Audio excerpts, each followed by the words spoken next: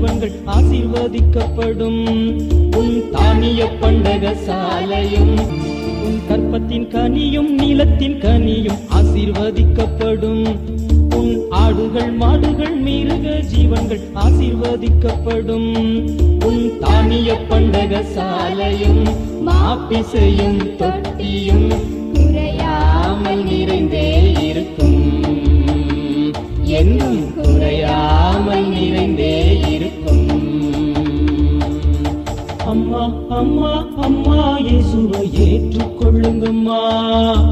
ஐயா ஐயா நீங்களும் இயேசுவை ஏற்றுக்கொள்ளுங்கய்யா. இயேசுவை நீங்க ஏற்றுக்கொண்டால் சொந்த தெய்வமாக்கிக் கொண்டால் சுகமாக வாழலாம் அம்மா. நாம சமமாக வாழலாம் அம்மா. அம்மா அம்மா அம்மா இயேசுவை ஏற்றுக்கொள்ளுங்கம்மா. ஐயா ஐயா நீங்களும் இயேசுவை ஏற்றுக்கொள்ளுங்கய்யா.